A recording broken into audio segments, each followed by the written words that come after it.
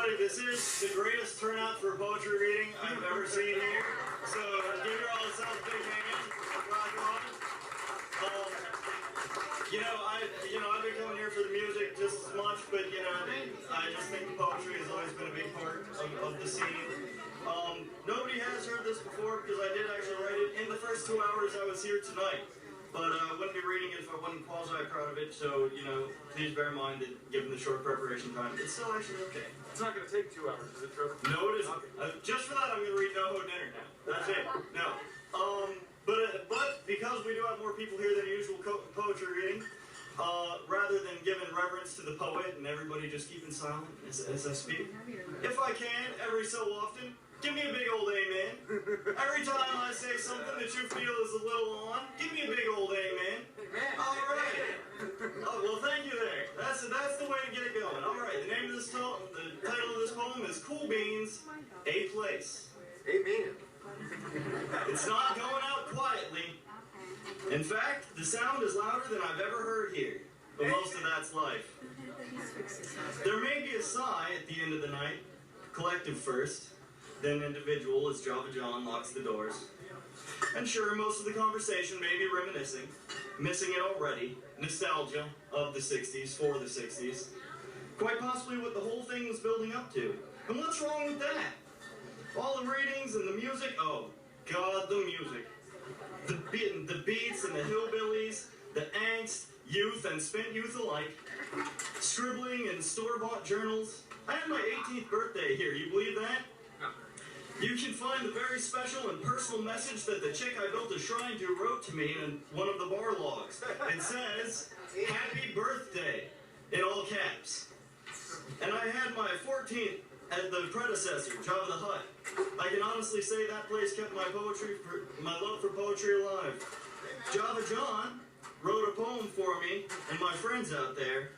Momma's little anarchist cooking up a poem. That's about all I can remember. But now I'm older, 18th up through the last legal birthday anyone has.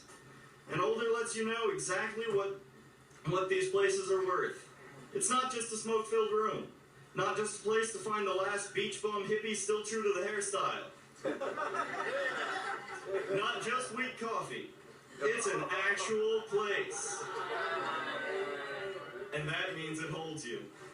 That means despite sitcom caricatures and pretentious stigma, the people who come in from the heat are real and they get more culture than just an air conditioner.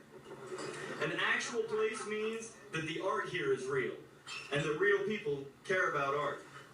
I got a letter from a poetry society today. They asked me to buy a volume of poetry they were putting out. The hook was, one of my poems was in it. Some 15-second piece of crap I only submitted for the $1,000 reward.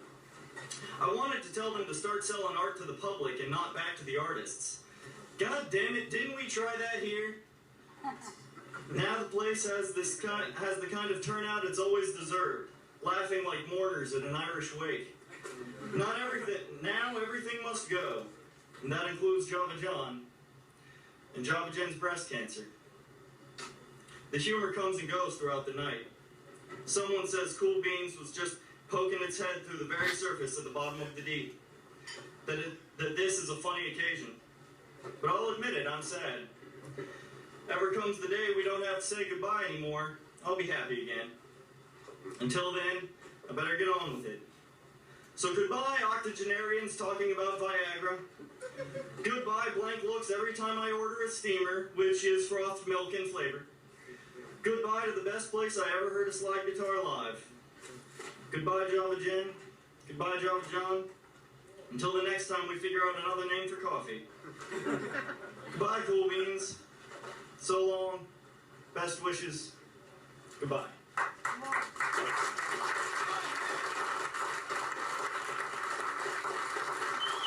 Amen, Brother Fraser.